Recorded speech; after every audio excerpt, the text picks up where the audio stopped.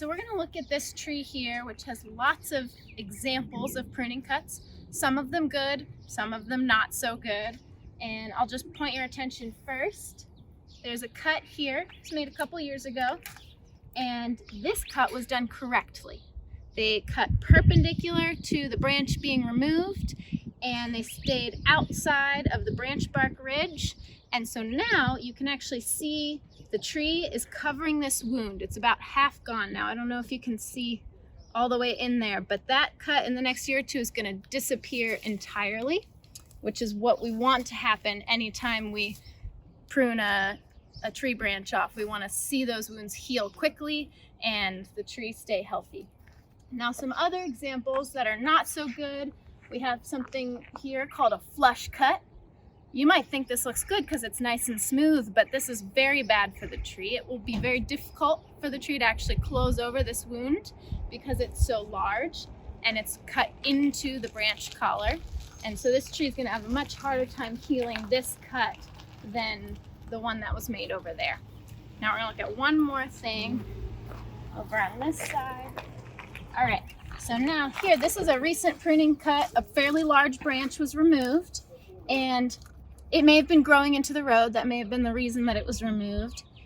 And this cut is incorrect because it has not removed the whole branch. It looks like this branch is touching this adjacent branch, but it's not. There's bark stuck in between. This is called included bark. And the branch bark ridge, which we want to trim back to, is actually buried down here. So anytime you remove a branch with included bark, it's very important that you remove the whole branch back to the branch bark ridge so that the tree can heal this wound. This, even though it's touching here, is the exact same as a stub cut. It can't heal, and it'll take a long, long time for this to grow over. So we're just gonna make sure that we take that the rest of the way off so that the tree can get back to growing. What I'm going to do here is I'm going to find where did that branch bark ridge start, and I can see it down here emerging from between the two, and I'm going to aim for that. I'm going to cut perpendicular to the branch being removed, and we're going to just take this off to the proper location. Here's some bark. This was smooshed right up next to this other branch, but they weren't connected. That's a very weak connection because both of these branches can keep getting bigger, but they can never grow where their connection is, which means that they're getting bigger, but this is not getting stronger, and eventually they might tear apart. So this is where the two branches were smooshed up together but not connected. So now this branch can actually start to close over this wound from the branch collar over here. Before, it was a stub cut and it couldn't close over the wound, but now it'll be able to heal. All right, so here we are in the middle of a city park, and as you can see, this mesquite tree has been trimmed recently. However, the person who trimmed this tree forgot to ask themselves, is it necessary?